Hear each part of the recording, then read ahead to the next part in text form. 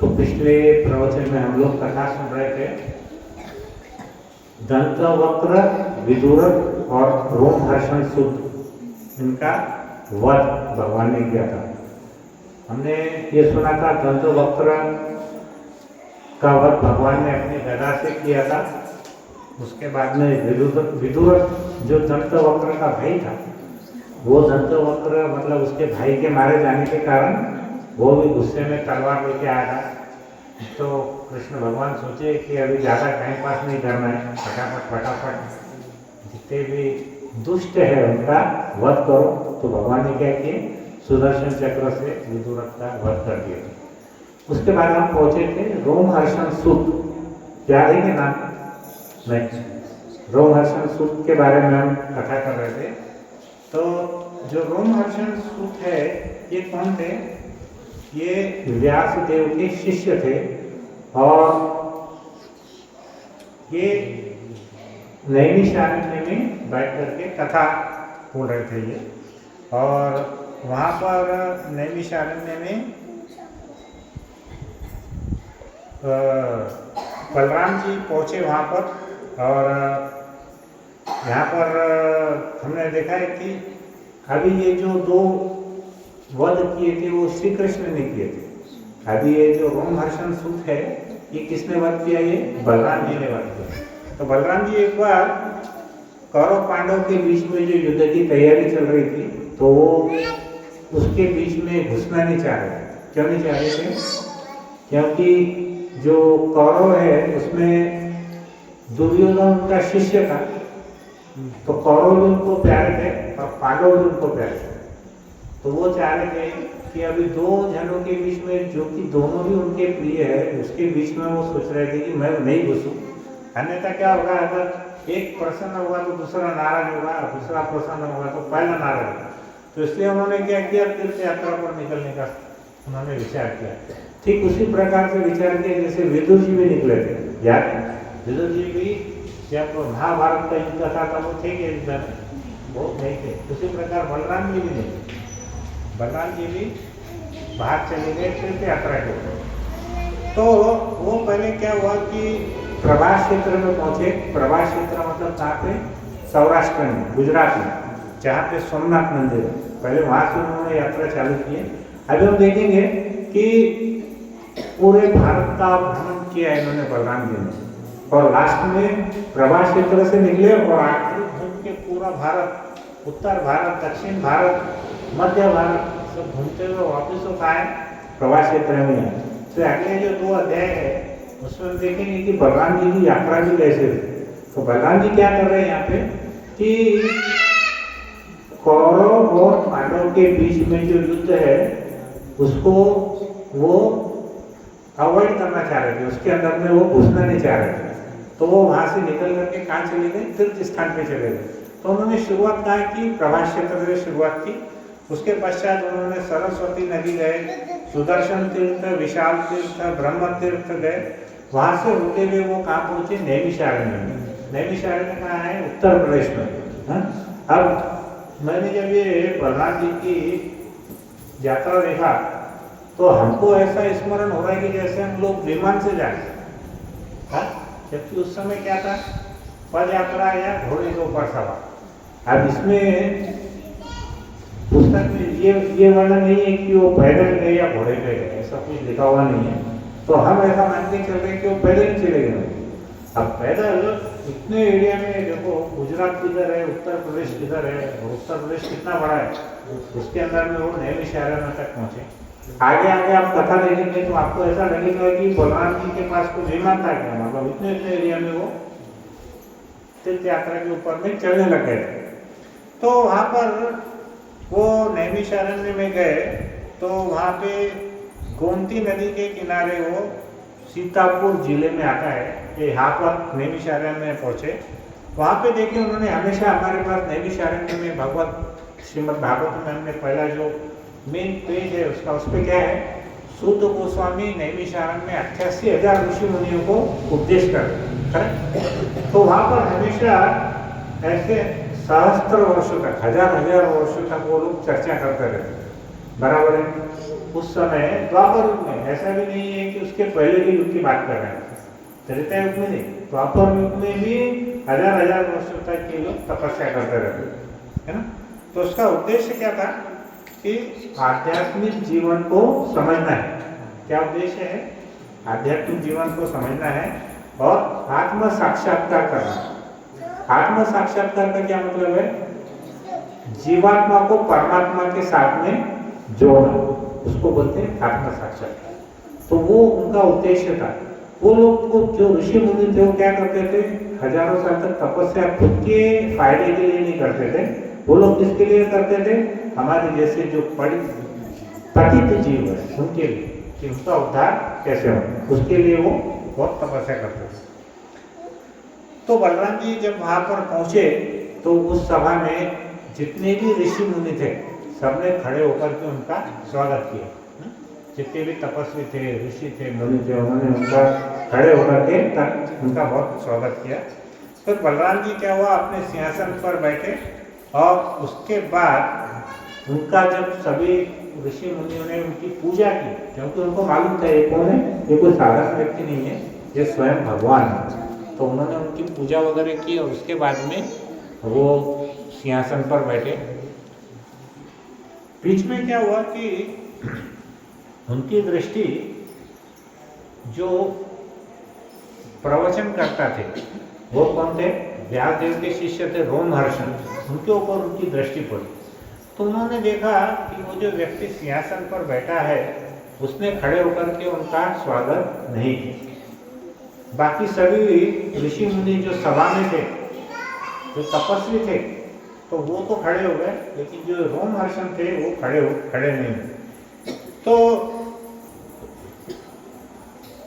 उसने ये नहीं सोचा, व्यासासन पे बैठे हुए व्यक्ति ने, कि ये स्वयं भगवान है।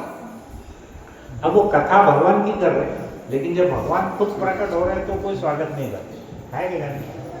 मतलब हम यहाँ बैठ करके भगवान के लीला, भगवान की कर्म, भगवान के रूप के बारे में चर्चा कर रहे हैं, लेकिन भगवान समझो सामने से आ गए, हम ऐसे ही बैठे। तो उससे क्या हुआ, बलराम जी को बड़ा गुस्सा आया। तो उन्होंने क्या किया, उन्होंने रोमहर्षण सूत का जो परिवार का बैकग्राउंड है उसके बारे में जानकारी दी कि भाई ये बंदा कौन है, इसके बारे में क्या क्या जानकारी है। तो उनको पता चला कि ये जो है सूत परिवार से, सूत परिवार का मतलब क्या है कि इसकी जो माता है वो तो ब्राह्मणी है, लेकिन इसका जो पिता है वो क्षत्रिय है। पहले जमाने में क्या होता था कि पिता उच्च वर्ण का चाहिए था, माता निम्न वर्ण की चाहिए थी। यहाँ पे उल्टा था, माता कौन थी? ब्राह्मणी थी, पिता कौन था? क्षत्रिय था। तो इसलिए उन्होंने मन में सोचा भगवान जी ने कि इतने बड़े बड़े ब्राह्मण तपस्वी पूरी सभा में बैठे हैं, तो उन्होंने व्यासदेव पर, व्यासासन पर बैठना चाहिए था। पहली बात तो रोमहर्षण ने ये पद स्वीकार ही नहीं करना चाहिए था व्यासासन पर बैठने का। क्यों? क्योंकि उससे भी बड़े बड़े तपस्वी ऋषि ज्ञानी वहां पर बैठे हुए थे सभा। तो पहली बात उन्होंने सोचा कि ये उसने अपराध किया। दूसरी बात, ये सूत परिवार का, तो उन्होंने सोचा कि इसके पिता क्षत्रिय है, माता इसकी ब्राह्मणी है, लेकिन यहाँ तो पूरे कुल में ब्राह्मण है, तो इसने यहाँ पर नहीं बैठना चाहिए था। तो यद्यपि क्या हुआ, रोमहर्षण सूत अपने मन से नहीं बैठे थे, वहाँ पे जितने बड़े बड़े तपस्वी ब्राह्मण थे उनकी इच्छा के कारण बैठे थे, वो अपने मन से नहीं बैठे थे, करेक्ट। तो उन्होंने सोचा कि जब जितने ब्राह्मण हैं, जितने तपस्वी है, ऋषि है, वो जब सब खड़े होकर के मेरा आदर सत्कार कर रहे हैं, तो ये व्यासासन पे जो रोमहर्षण सूत बैठा हुआ है, इसको अगर नहीं भी समझता तो उसे देखना चाहिए था कि मेरे से जो बड़े सीनियर लोग सामने बैठे हैं, जब वो मेरा सत्कार कर रहे हैं तो मैं भी ऊपर से उनका आदर सत्कार करूंगा।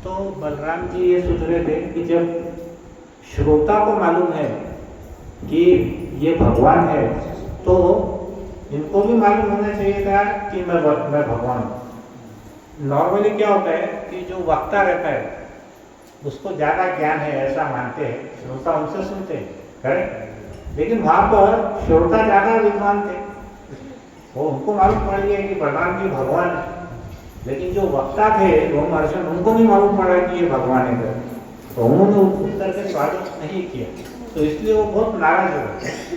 तो उन्होंने क्या किया, बलराम जी को ऐसा लगा कि ये बहुत व्यक्ति के अंदर में गर्व आ गया, अभिमान आ गया, तो इसका जो गर्व है, इसका जो अहंकार है, उसका मैं दंड दूंगा।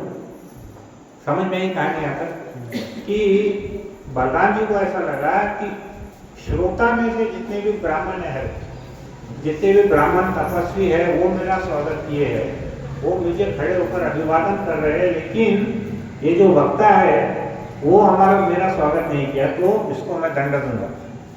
यह व्यक्ति काय के योग्य है?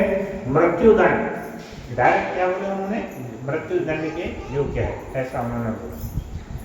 और उन्होंने बोला कि ये व्यक्ति को इतना सारा वैदिक ज्ञान है, लेकिन यह व्यक्ति, इसके अंदर में विनम्रता नहीं है, सिर्फ ज्ञान है लेकिन विनम्रता नहीं है। तो उन्होंने क्या बोला, ये व्यक्ति कैसा है?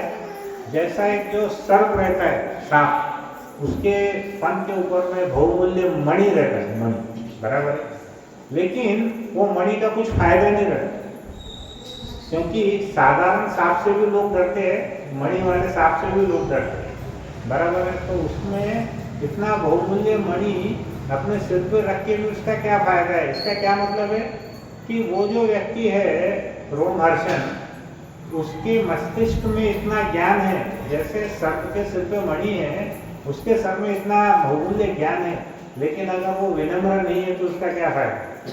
तो जैसे सर्प के सर पे जो मणि है उसका कुछ फायदा नहीं है, वैसे ही इस व्यक्ति के मस्तिष्क में इतना ज्ञान है, लेकिन इसका फायदा नहीं है, अगर वो विनम्र नहीं है तो क्या फायदा?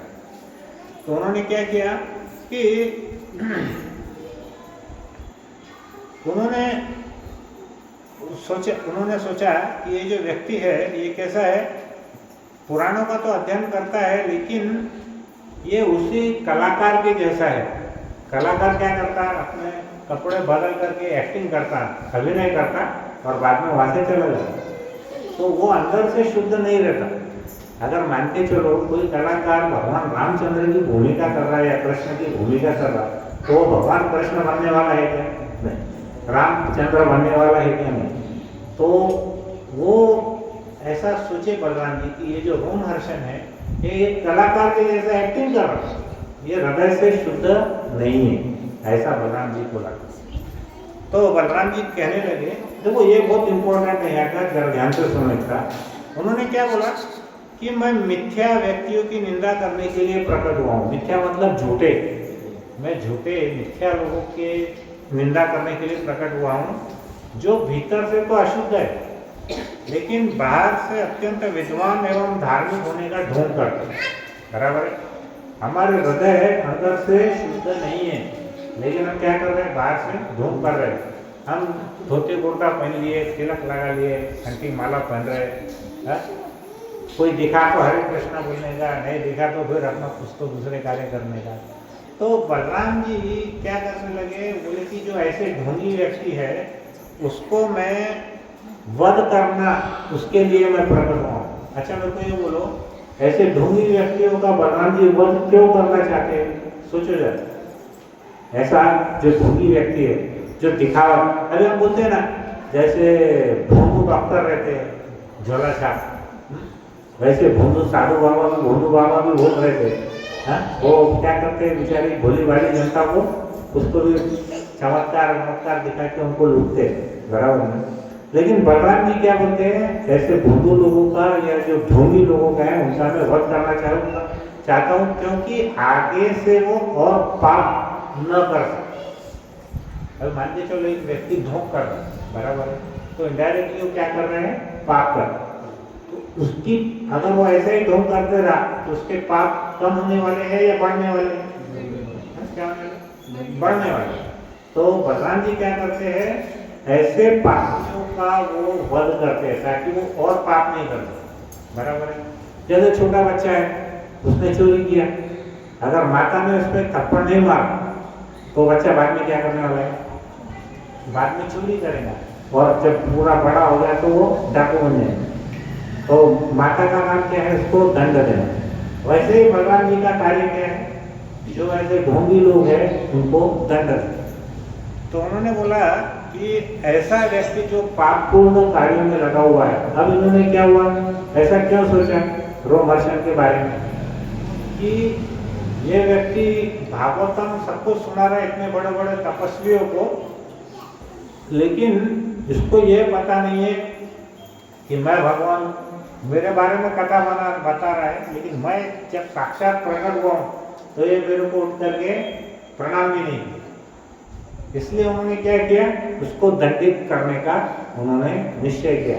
और उन्होंने क्या किया, एक घास का तिनका लिया और घास के तिनके से रोमहर्षण का वध कर दिया।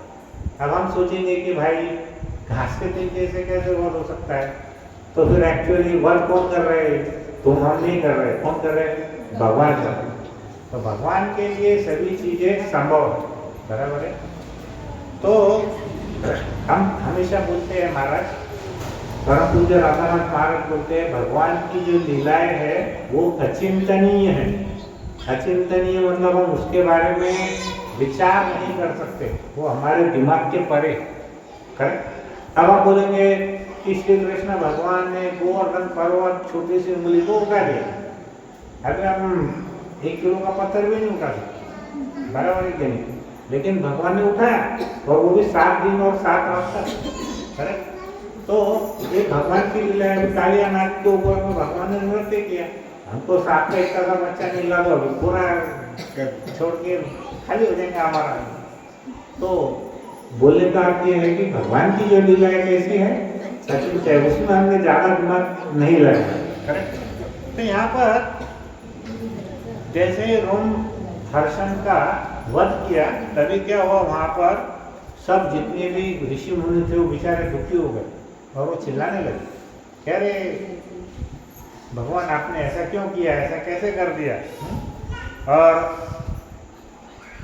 उन्होंने फिर बलराम जी को बोला कि प्रभु अब आपने उसका वध तो कर दिया, लेकिन वास्तव में आपने ये वैदिक सिद्धांतों के अनुसार नहीं किया, तुमने अपने मन से कर दिया। क्योंकि देखो भगवान भी किससे डरते हैं, अपने भक्तों से, और वो बड़े बड़े तपस्वी ऋषि मुनि थे हजारों की संख्या में। तो भगवान तो वहाँ किसका रोल कर रहे थे, मनुष्य का रोल कर रहे थे, लेकिन ऋषि मुनियों को पता है भगवान। फिर भी ऋषि मुनियों ने ऐसा क्यों बोला कि भगवान आपने ठीक नहीं किया, क्यों किया, ऐसा क्यों बोला, क्योंकि बड़े लोग जो कार्य करते हैं साधारण मनुष्य उसका अनुकरण करते, उसकी कॉपी करते। तो सामान्य जनता को बताने के लिए कि भले वो भगवान क्यों नहीं हो, लेकिन अगर वैदिक सिद्धांत में अगर ये गलत है तो ये गलत है। तो उन्होंने उनको बोला कि आपने ये जो रोमहर्षण की का जो वध किया वो शास्त्र के हिसाब से गलत है। तो फिर उन्होंने क्या किया, उन्होंने बोला कि हमने मतलब हम सब ऋषि मुनियों ने ही इनको व्यासासन पर बैठने को बोला था। तो रोमहर्षण कुछ अपने मन से नहीं रहते, हमने उनको अनुरोध किया था कि आप व्यासासन के ऊपर में बैठो। और उन्होंने, जब कोई व्यक्ति व्यासासन पर बैठता है तो उसको किसी भी व्यक्ति के लिए उसका सम्मान करने की, उठकर खड़े होने की जरूरत नहीं रहती। जब कोई भी व्यक्ति व्यासासन पर बैठता है ना, तो कितना भी बड़ा आदमी आ जाओ, उसको उठ के उसको अभिवादन करने की या उसको उठ करके उसको प्रणाम करने की जरूरत नहीं रहती। तो उसके हिसाब से अगर हम देखा जाए तो रोमहर्षण ने कुछ भी गलत नहीं किया, हमारा ऐसा बोलना है, ऐसा ऋषि मुनि श्री बलराम जी को बोले। तो उन्होंने बोला कि हमने तो रोमहर्षण को आशीर्वाद दिया था कि भाई तू दीर्घायु रहे, तेरी आयु भी बहुत रहना चाहिए, तेरा शरीर में बढ़िया रहना चाहिए, ताकि तुम हमको बहुत सारी कथा कई सालों तक बोलते रहे। लेकिन आपने उसका वध कर दिया, तो हमारे हिसाब से ये अनुचित उचित नहीं है, ऐसा उन्होंने बलराम जी को बोला। तो उन्होंने ये भी बोला कि देखो आप भगवान है, आपके ऊपर में कोई वैदिक नियम लागू नहीं होता। बराबर है, भगवान पे कोई नियम लागू होता है क्या? नहीं होता। लेकिन जो जन सामान्य लोग हैं, जो आपके जैसे हमारे जैसे साधारण लोग हैं, उनको क्या संदेश जाने वाला है? उनको क्या संदेश जाएगा कि ये जो वध किया ये सही है, लेकिन हमारे हिसाब से वध आपने सही नहीं किया, ऐसा उन्होंने बोला। तो श्री भगवान ने उत्तर दिया कि हाँ, मुझे इस क्रिया के लिए उचित प्रायश्चित करना चाहिए। भगवान भी मान गए बलराम जी कि ये जो मैंने किया ये गलत किया, अब मेरे को इसका प्रायश्चित करना चाहिए।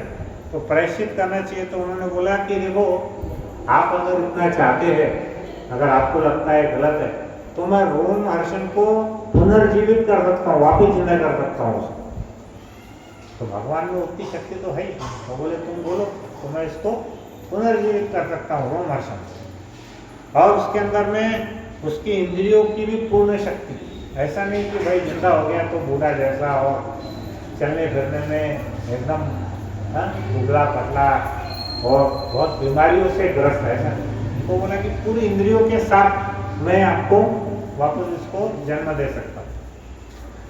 तो सभी महर्षियों ने क्या किया, आपस में मिलकर के प्रार्थना की कि प्रभु ऐसा कुछ उपाय करो कि आपका जो दंड है वो भी रहे और हमें जो दीर्घायु प्रदान करे वो भी रहे। आप आपकी जगह पे सही है और हम हमारी जगह पे भी सही है, तो उसका कुछ तो भी हल निकालो।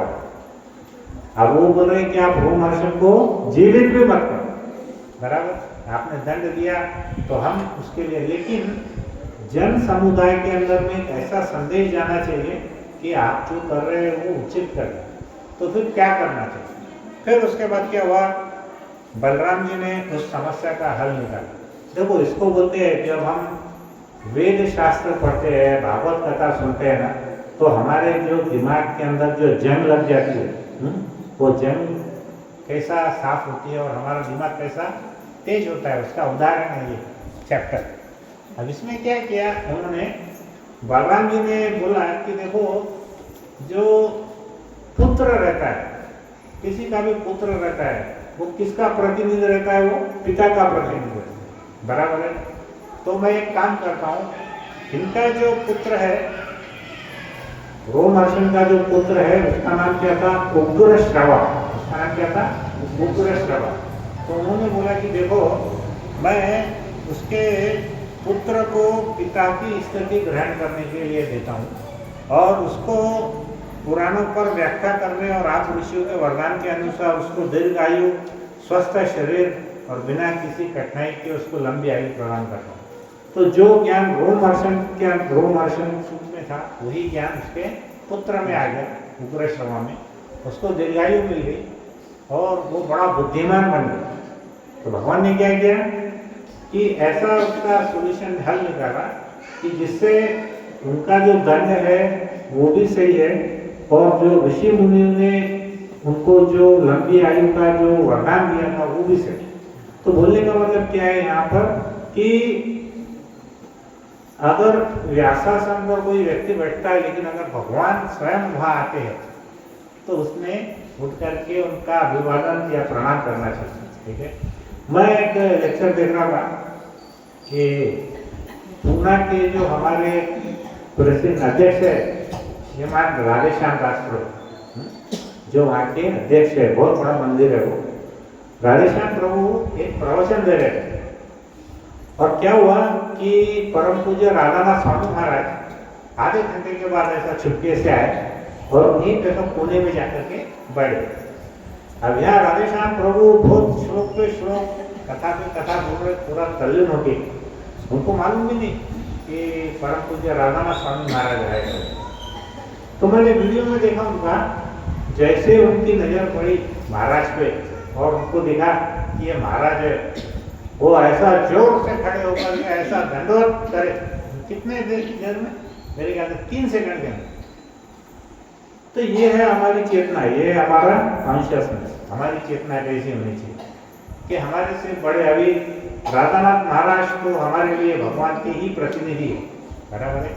तो अगर हमसे कोई बहुत बड़े ऐसे महाराज कैटेगरी में कोई आते हैं तो जो वक्ता है वो उसमें उनको प्रणाम करना चाहिए। इसका यह अर्थ है। तो यहाँ पर ये देखेंगे कि इसके बाद उन्होंने क्या किया, उनके बेटा जो उग्र श्रावा था उसको पूरे शक्ति दे दी, इतना पावर दे दिया ताकि वो उसके पिता का काम कार्य कर सके। और जितने भी वहाँ पर 88,000 ऋषि मुनि थे वो क्या किए, सब प्रसन्न हो।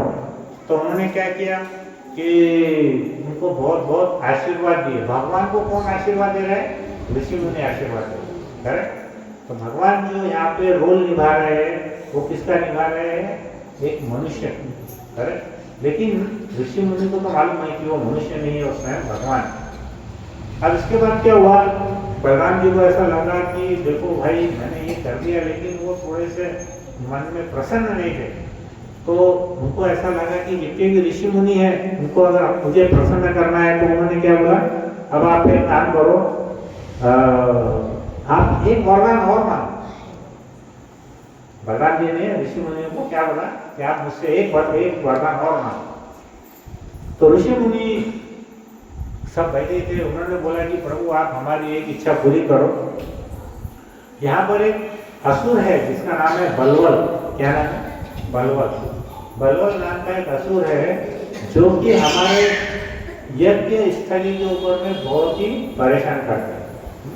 वो क्या करता है, जहाँ पर यज्ञ हवन करता है वहाँ पर क्या करता है, वो मल मूत्र शराब रक्त ऐसा उसके ऊपर में डालता रहता है। तो इससे हम बहुत परेशान हैं। और हम हर 15 दिन में यहाँ यज्ञ करते हैं, हर अमावस्या को और हर पूर्णिमा को हम लोग यहाँ पर यज्ञ करते हैं। और वो यज्ञ में क्या करता है, बहुत ही विघ्न करता है। तो आप एक काम करिए प्रभु, उनको किसी भी प्रकार से इस बलवल का वध कर दीजिए, ऐसा उन्होंने बोला।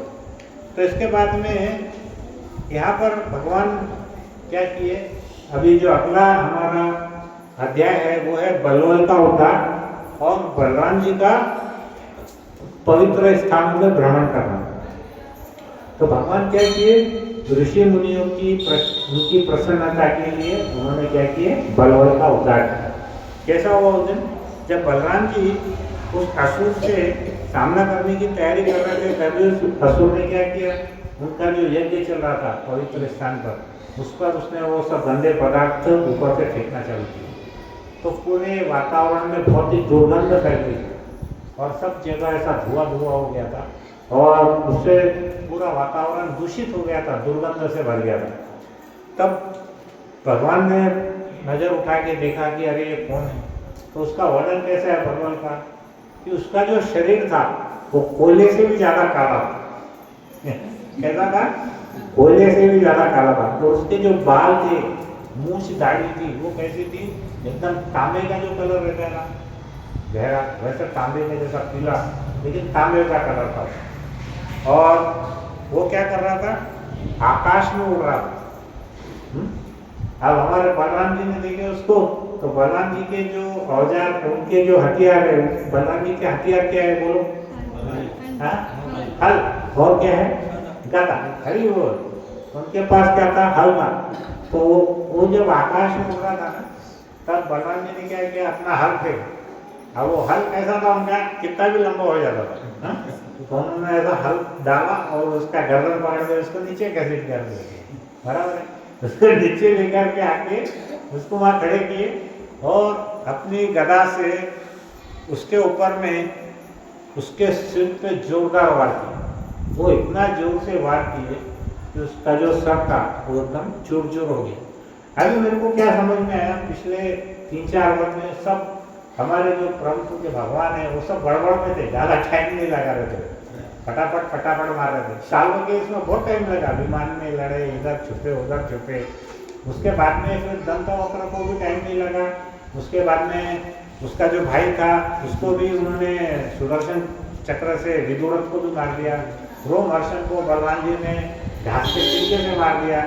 अब ये बलवल आया तो बलवल को क्या किया, उन्होंने इधर हल से खींचा और इधर गदा से मार दिया। तो सब फास्ट मोड में चल रहा था कार्यक्रम।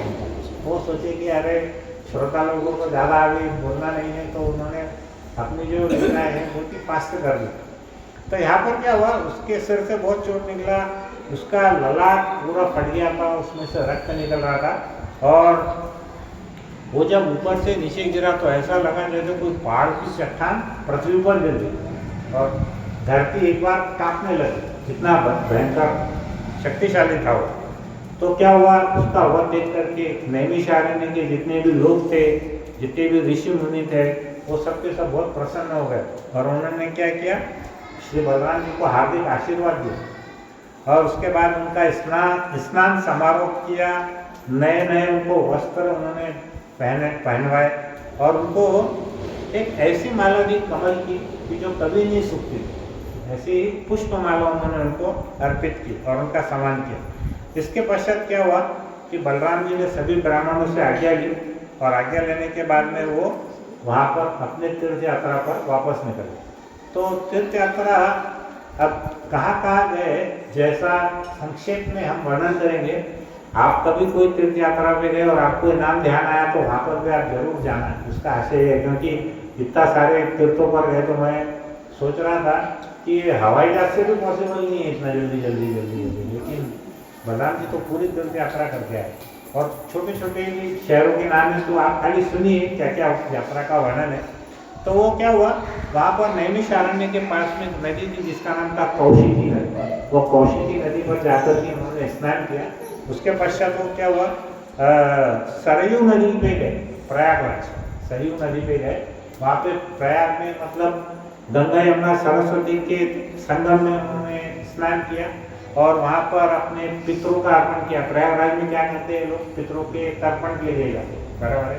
तो स्नान किए गए और वहाँ पे जितने भी मंदिर थे उसके भी दर्शन किए। अब आप ये सोचो कि प्रयागराज आज से नहीं, 5,000 साल पहले की तो कथा अभी बताई गई, उसके और पहले का होना चाहिए, बराबर है। तो उनके जितने भी मंदिर थे वहाँ पे उन्होंने दर्शन किया। और वहाँ पर एक ऋषि थे, उनका नाम था कुल ऋषि। कुल ऋषि के वो आश्रम में गए और उसके पश्चात वहाँ से निकल करके वो गोमती नदी के पास में गंडकी करके जगह है, गंडकी में गए। फिर उसके बाद में एक नदी में गए जिसका नाम था विपाशा नदी। विपाशा नदी के बाद में बिहार में गए। अब वो कहाँ, यूपी से बिहार से गए, बराबर है ना। प्रयागराज कहाँ पे है, उत्तर प्रदेश। अब ये ऐसा बता रहे जैसे मट्टा से जाना है, वो भी कार में बोलते सकता है, अब हम बलराम जी कहाँ चले गए, सीधा बिहार में सोन नदी पे गए। वहाँ पे एक तीर्थनगर करके जगह थी, वहाँ पे विष्णु मंदिर था, वहाँ पर भी उन्होंने पूर्वजों का तर्पण किया। और उसके बाद वो चले गए बंगाल। बंगाल में कौन सा है फेमस जगह, गंगा सागर, नाम सुने ना सबने, गंगा सागर। तो बंगाल चले गए, बिहार से बंगाल गए, गंगा सागर में गए, वहाँ पे स्नान किए। और वहाँ पर क्या होता है, हर वर्ष जनवरी के महीने में ना संत पुरुष और जो भी पुण्य पुरुष है उनकी विशाल सभा होती है जनवरी के अंत में, यहाँ पे गंगा सागर। तो वहाँ पे चले गए। उसके पश्चात वो एक पर्वत पे गए, उसका नाम था महेंद्र पर्वत। महेंद्र पर्वत पे उस समय वहाँ पर परशुराम जी रहते, परशुराम। फिर वो उन्होंने जाकर के उनके दर्शन किए, वंदना किए। फिर उसके पश्चात वो दक्षिण भारत में गए। अब बंगाल से कहाँ चले गए, सीधा दक्षिण भारत, पूर्व से दक्षिण जाए। दक्षिण भारत में उन्होंने गोदावरी नदी में स्नान किया, जो भी कर्मकांड करना था वो भी किया उन्होंने। उसके पश्चात वो एक नदी में गए, वेणा, पंपा, भागीर, भीमरथी ऐसी नदियों के नाम है, वहाँ पे स्नान किए। फिर उसके पश्चात दक्षिण में कार्तिकीय भगवान है, जैसे हमारे गणेश जी है ना, वैसे वहाँ कौन है, कार्तिकीय। तो स्वामी कार्तिकीय की मूर्ति थी, वहाँ पर वो दर्शन किए। फिर महाराष्ट्र में आए, शैलपुर करके कोई जगह है, मुझे पता नहीं, शैलपुर किसी ने सुना है, शैलपुर कोई तीर्थ उस समय कुछ होगा वो। उसके पश्चात महाराष्ट्र से तिरुपति बालाजी, तिरुपति बालाजी में वहाँ से फिर वो शिव कांची, विष्णु कांची ऐसी जगह पे गए। फिर कावेरी नदी में स्नान किए। वहाँ से वो रंगनाथ मंदिर, रंगनाथ मंदिर कहाँ पे है, श्रीरंगम में। इतना बड़ा भव्य मंदिर है वो, मतलब विश्व का सबसे बड़ा मंदिर है। उस मंदिर के अंदर ही पूरा गाँव बसा हुआ, रंगनाथ मंदिर। तो वहाँ पे रंगनाथ मंदिर में गए, फिर उसके बाद में मदुरई गए। मदुरई का नाम मेरे को पता नहीं था, कागज से पढ़ा। श्रील प्रभुपाद ने लिखा कि जैसे हमारे उत्तर भारत में मथुरा है, वैसे दक्षिण भारत का मथुरा यानी मदुरई। नाम भी कितने सेम है, मथुरा और मदुरई। तो मदुरई गए, वहां से फिर वो कहा गए सेतुबंध, मतलब रामेश्वरम गए। रामेश्वरम के बाद क्या आता है, श्रीलंका आता है। तो उसका बीच में जो सेतुबंध था, वो जो सेतु बना हुआ है, पुल बना हुआ है, वो वहां पे गए। वहां पर उन्होंने क्या किया, वहां के ब्राह्मणों को 10,000 गाय दान में दी। कितनी? 10,000 गाय उन्होंने दान में दी। और प्रभुपाद कहते हैं कि आजकल ये दान देने की जो वैदिक संस्कृति है उसका पतन होते जा रहा है। अब लेकिन मैं आपको फैक्ट बताता हूँ, अगर हम गाय किसी ब्राह्मण को देते भी तो लेने को तैयार नहीं, बराबर। क्योंकि हमने महसूस किया है, एक बार हमने गाय दान में दी कुछ साल पहले, तो हमको जल्दी से कोई ब्राह्मण मिल नहीं रहा था वो गाय को देने, जबकि वो गाय दूध देने वाली थी, ऐसा नहीं था। वो अच्छी गाय को भी पालना आज के जमाने में बहुत मुश्किल है। लेकिन ऐसे भी बहुत लोग हैं जो गायों का पालन कर रहे हैं। तो कोशिश क्या करना है हमें, अगर हम खुद गाय नहीं पाल सकते तो गौशाला में कुछ दान दे देंगे जितना हमारी कैपेसिटी। तो पहले हम नहीं करे तो किसी और के इसमें करना चाहिए। फिर उसके बाद वो कृतमाला और ताम्रपर्णी नदी में गए। नाम भी पूरे साउथ इंडिया में देखे ना, जल्दी से याद नहीं होंगे, कृतमाला और ताम्रपर्णी। उसके बाद वो मलय पर्वत पे गए, वहाँ पे अगस्त्य ऋषि के दर्शन किए उन्होंने। फिर उसके बाद हिंद महासागर गए। हिंद महासागर कहाँ है? कन्याकुमारी। तो कन्याकुमारी पे गए। कन्याकुमारी की देवी का कौन सी देवी है, पता है किसी को? नहीं, किसका प्रतीक है, किसका स्वरूप है? लक्ष्मी जी का है, दुर्गा जी का है, या और किसी देवी का, सरस्वती का है, किसका रूप है? दुर्गा देवी का। किसका है? दुर्गा देवी का रूप है कन्याकुमारी। फिर वहाँ से वो फाल्गुन तीर्थ गए, वहाँ पर श्री विष्णु के अनंत अवतार में भगवान विराजमान थे। फिर पंचाब सरस एक गांव है, वहाँ पर भगवान विष्णु की मूर्ति है, तो वहाँ पर भी भगवान जी ने 10,000 गाय उनको दिए। उसके फिर वो केरल में गए। केरल के बाद में गोकर्ण मंदिर में गए जो गोवा के पास। तो गोकर्ण मंदिर में मैं जब गोवा में था, मैं भी गोकर्ण के दर्शन करके आया था। और वहाँ पे शिव जी का मंदिर है। फिर वहाँ पर एक आर्या देवी के मंदिर गए जो कि जल से घिरा हुआ है। फिर तापी नदी, प्रेयष्णी, निर्विंध्या नदी में स्नान किए। उसके बाद वो कहाँ पहुँचे? दंडकारण्य। दंडकारण्य में कौन रहा था? रामचंद्र। हाँ, तो कहाँ पहुँचे? दंडकारण्य में पहुँचे, जहाँ पे भगवान रामचंद्र रहते थे। वो वनवास में रहे थे वहाँ। फिर उसके बाद वो नर्मदा नदी में गए और वहाँ पर मध्य भारत में है। और उसके बाद वो तीर्थ स्थल, वहाँ पे उन्होंने स्नान किया और उसके बाद वापस से वो प्रवास क्षेत्र में आए। मैंने पहले बोला था कहाँ से शुरुआत किए थे? प्रवास क्षेत्र से। वो पूरा भारत घूम करके वो कहाँ पर पहुँचे? वापस से प्रवास क्षेत्र में। बराबर। प्रवास क्षेत्र में क्यों? क्योंकि भगवान की नगरी द्वारका नगरी गुजरात में, तो वहीं से वो शुरू किए और पूरा भारत का तीर्थ क्षेत्र कर करके वो वापस वहाँ पर प्रवास क्षेत्र में आ गए। अब यहाँ पर हम क्या करेंगे, थोड़ा सा एक 5-10 मिनट हम नाम जप के बारे में, उसकी जो महिमा है उसके बारे में थोड़ा सा हम इसके बारे में चर्चा करेंगे। एक बहुत सुंदर कहानी है ये, जाऊ देवचिया गाऊ, बहुत अच्छी कहानी है। इसमें मेरे को सबसे बड़ा फायदा क्या है, हिंदी, इंग्लिश, मराठी काम की तीनों भी भाषा समझ में आती। तो मराठी में रहो या इंग्लिश में रहो, कहीं में भी रहो, जितना काम की चीज़ है वो बराबर समझ में आती है उसके अंदर में। बोलने में तो उतना अच्छा नहीं हो, लेकिन समझने में पूरा बराबर समझ में आता। तो अब क्या हुआ कि हम हमेशा जप के ऊपर में बात कर रहे थे। कुछ माता जी पिछले बार उन्होंने प्रण किया कि हम 16 माला करेंगे। आज हम 16 माला के ऊपर में सबसे एक माला करवाने वाले हैं। तो हमने कुछ माला और उसका बैग और वो गिनने का काउंटर आज लेकर के आए हैं। तो हमारे देवपति प्रभु जी उसके बारे में अनाउंसमेंट करेंगे बाद में। लेकिन अगर हम जप माला करते हैं तो क्या होता है, मैंने 3-4 बार बता दिया। लेकिन जप माला अगर नहीं करते तो क्या होता है, बराबर है ना। अगर मान के चलो आपको डॉक्टर के पास गए, डॉक्टर साहब इंजीनियर डॉक्टर, अब आपके इसमें क्या है, कोई भी मरीज आता है तो आप क्या बोलते हैं, ये 4 चीजें करो और ये 4 चीजें मत करो, करेक्ट। तो कुछ उसके अंदर में करना है, कुछ हमको नहीं करना। तो जैसे हम हरे कृष्णा में क्या बोलते हैं, 4 चीज क्या क्या करना चाहिए, ABC। ए मतलब एसोसिएशन, भक्तों का संग करना चाहिए। बी मतलब बुक्स मतलब पुस्तकें पढ़ना चाहिए, भगवत गीता और श्रीमद् भागवतम, चैतन्य चैतन्य।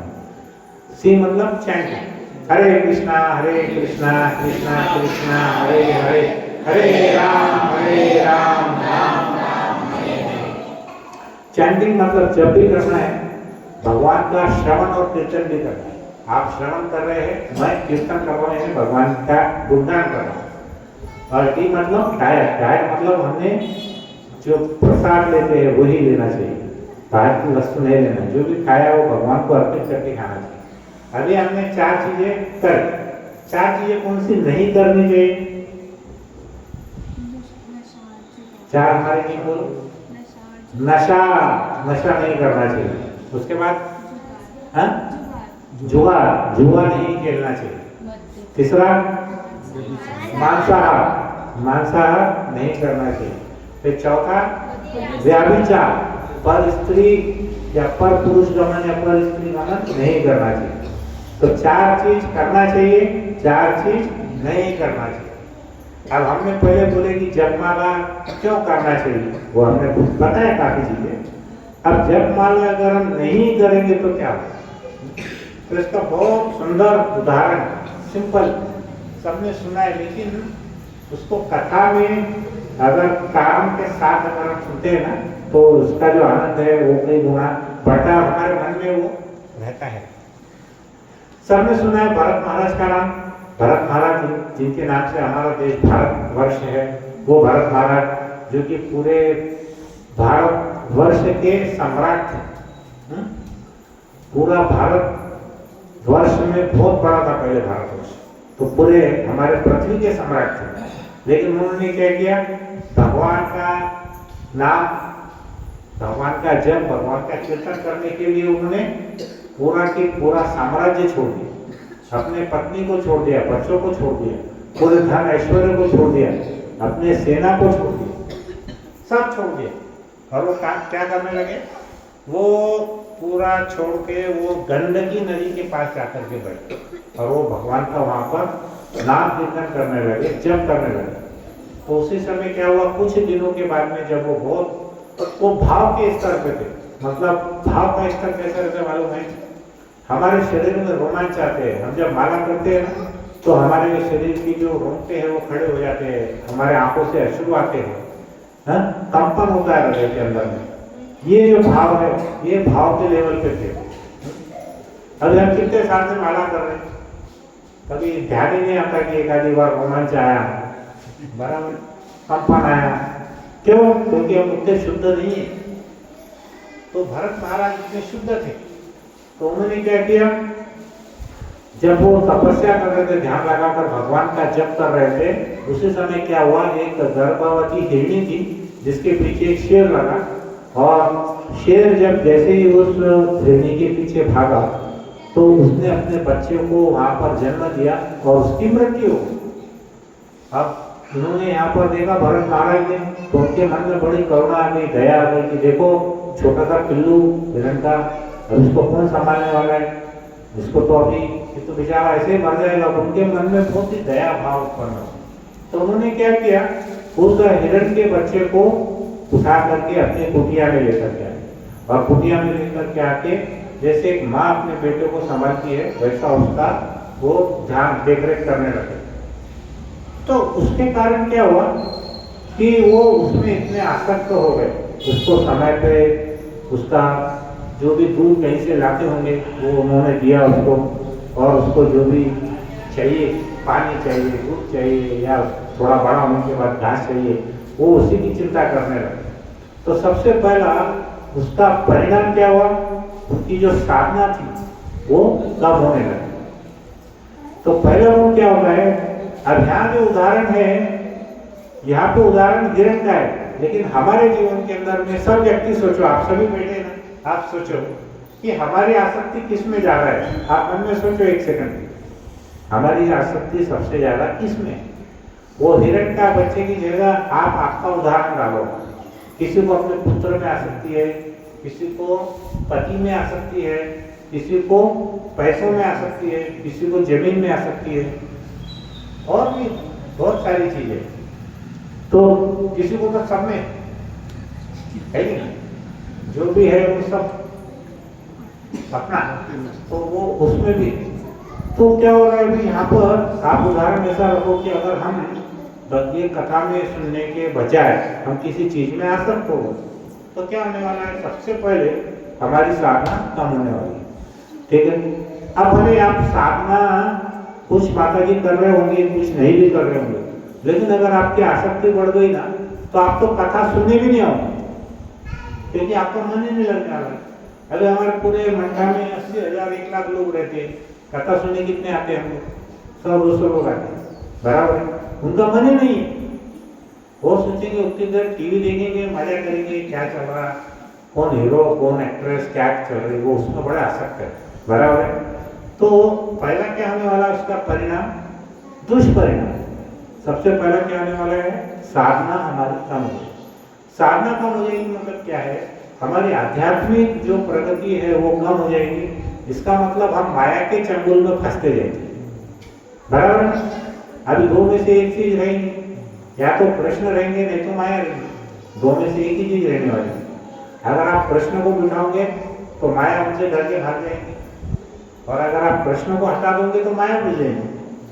तो क्या होगा, सबसे पहला हमारी साधना कम होने वाली। जो माला कर रहे हैं, 16 माला कर रहे हैं, वो बोलोगे यार 2 घंटा बहुत ज्यादा हो गया प्रभु जी, इतना टाइम तो नहीं होना चाहिए, चलो अभी हम इसको 8 कर देंगे। 8 वाला सोचेंगे 4 कर देंगे, 4 वाला बोलेंगे अरे बस 1 माला होते, भगवान का नाम एक बार लिए क्या 1000 बार लिए क्या बात है। तो सबसे पहला उसका परिणाम क्या होगा, हमारी साधना कम होती है। दूसरा परिणाम क्या होता है, हम हमारी मराठी में बहुत अच्छा है, खोटी समझूत घालने। हमारा जो मन है वो बोलेंगे यार तुम जो कर रहा बराबर है, क्या सोचे तुम जो कर रहे ना वो बराबर है। अब वो उधर यहाँ पर भरत महाराज सोचने लगे, अरे इतना सा पिल्लू है छोटा सा, इसको मैंने संभालूंगा तो मर जाएगा ये तो फिर मैं जो कर रहा क्या गलत कर रहा, चलो उसका ही ध्यान करो। अपना तो चल ही रहा माला वाला जो कर रहे, लेकिन अपने ये ध्यान रखना बहुत जरूरी है ना, क्योंकि मेरे आंखों के सामने ही गिरा है, तो इसको बहुत जरूरी। तो क्या होता, हमारी बुद्धि खुद को समझाती कि तुम जो कर रहे हो ना गलत नहीं है, सब बराबर। तो हमारी जो समझदारी है वो कैसी होती है, वो हमारे मन के हिसाब से, अरे भाई चलो अभी दूसरी चीजों में मजा आ रहा है, धक्के मारने में मजा आ रहा है, बुराई करने में मजा आ रहा है, किसी की निंदा करने में मजा आ रहा है, तो हम क्या करने वाले हैं, ये हमारे मन को वैसा बनने। अब आपको ये देखना है कि ये जो 4 लक्षण है उसमें से हमारे अंदर कौन कौन से लक्षण आए। पहली बात माला कम होना, दूसरी जो हम हमारे मन को बता रहे उसको अपने मन से ही तुमने वैसा बताना कि जो तुम सोच रहे बराबर सोच रहे, वो पूरा गलत है तो भी तुम वैसे ही सोचने वाले।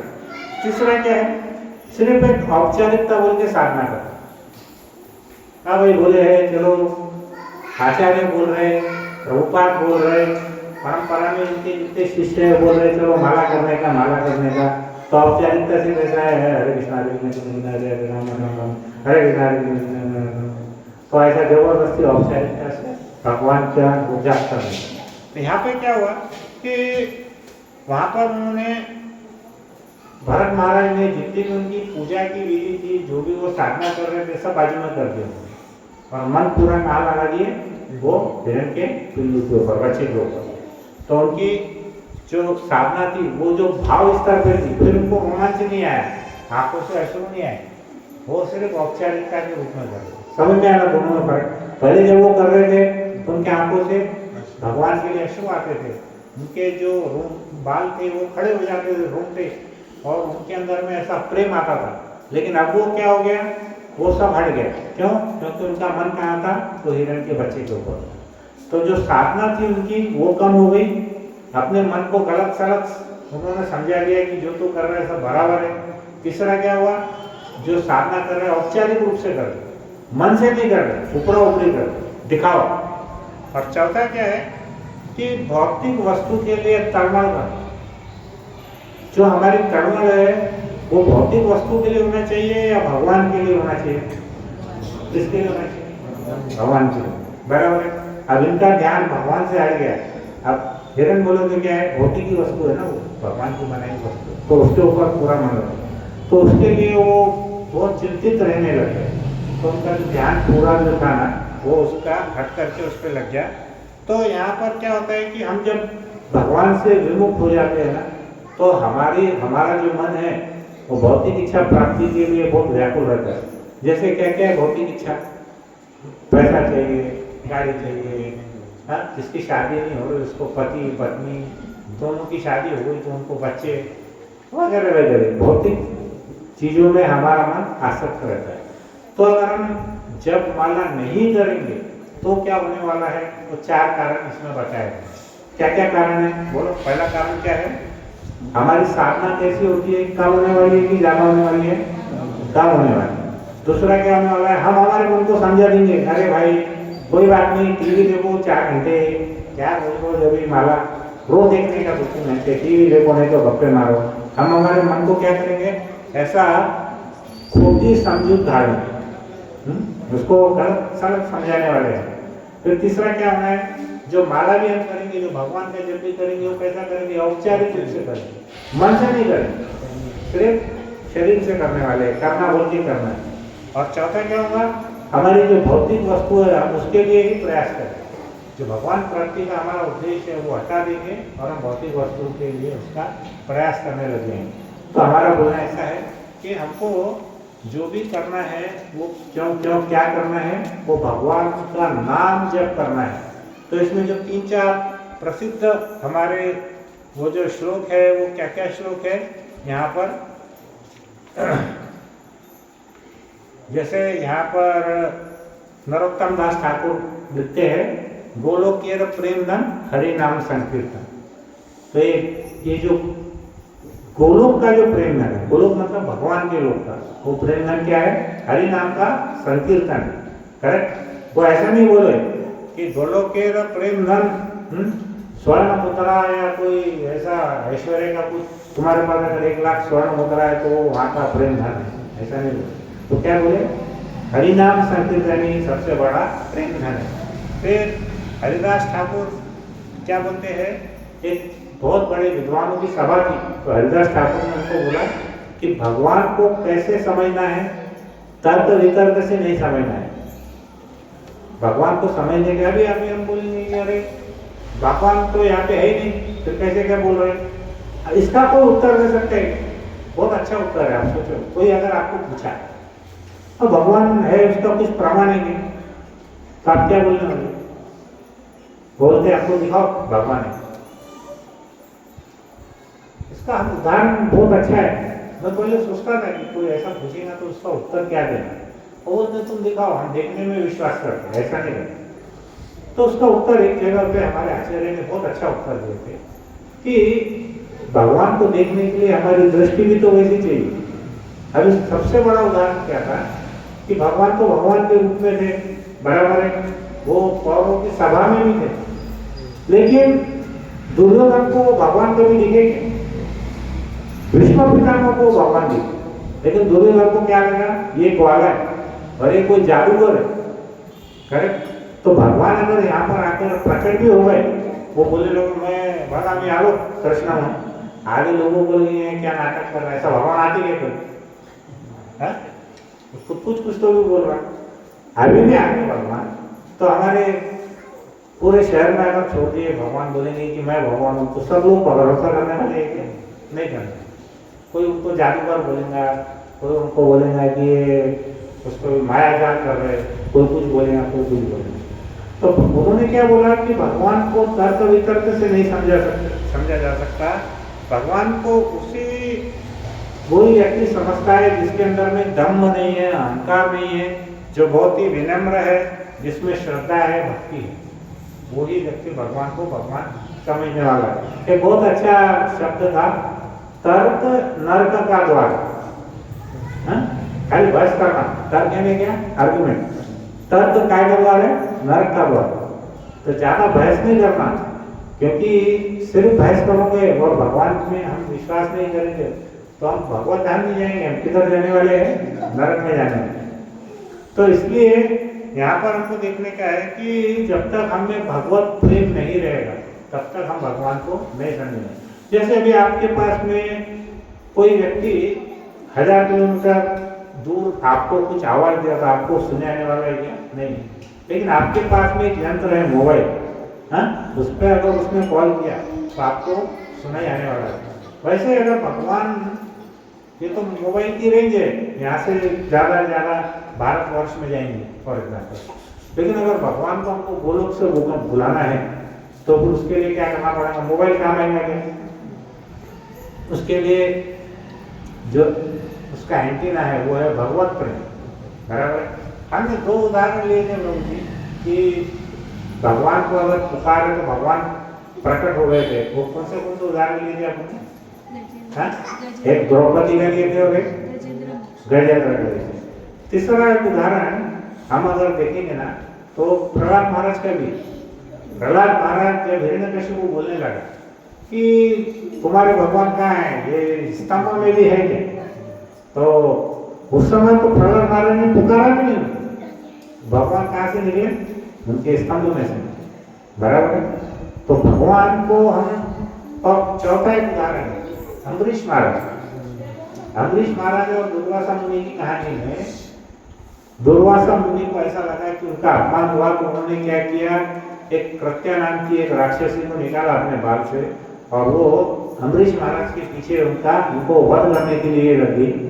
उसी समय भगवान का सुदर्शन चक्र आ गया वहां पे और सुदर्शन चक्र दुर्वासा मुनि के पीछे लग गया। कृत्या को 1 ही मिनट में मार दिया वो दुर्वासा मुनि के पीछे सुदर्शन चक्र लग गया। यहाँ पर भी अम्बरीश महाराज ने पुकारा नहीं था, यहाँ पे भगवान ने खुद ही भेज दिया सुदर्शन चक्र। जैसे प्रहलाद महाराज ने भी भगवान को पुकारा नहीं, उसमें इतनी आस्था थी, श्रद्धा थी कि भगवान स्तंभ में से प्रकट। उसी प्रकार यहाँ पर दुर्वासा मुनि के वध करने के लिए सुदर्शन चक्र खुद प्रकट। तो हमारा अपना ऐसा बोलना है कि जो भगवान का जो नाम है वो नाम भगवान से अभिन्न है, मतलब दोनों एक ही है। भगवान का नाम और भगवान दोनों एक ही है। तो यहाँ पर हम अभी ये हमारा सेशन यहाँ पर विराम देंगे। एक 5-10 मिनट प्रभु जी थोड़ा सा जप के बारे में और एक माला आज करके जाना, क्योंकि आज क्या है? एकादशी है, बराबर है। तो एकादशी को आप जितनी माला करोगे उसका 1000 गुना फल मिलता है, ऐसा शास्त्रों में लिखा है। तो सब जने यहाँ पर ये जो माला है प्रभु जी अनाउंस करेंगे और ये माला आप सब अपने पास में रखिए। जिनके पास में है वो भी अपने किसी रिश्तेदार को या मित्र को देने के लिए रखिए। इसमें हम लोग डिस्काउंट दे रहे हैं, गलती से भी ये मत सोचना कि हमको कुछ कमाई वमाई करनी है इसमें। तो ये कोई कमाई वमाई का जरिया नहीं है, ये आपको बिना टिकट हम गोलोक धाम पहुँचा रहे हैं हमारे शास्त्र के हिसाब से। तो आपको बहुत कम रेट में गोलोक जाने की फ्लाइट की टिकट है, ऐसा समझ के चलना। विमान का टिकट है इसके अंदर। हरे कृष्णा। खूप खूप धन्यवाद अग्रवाल प्रभूजींचे धन्यवाद। आपण आपल्या पारंपरिक पद्धतीने 3 वेळा बोलून करूया। हरी बोल।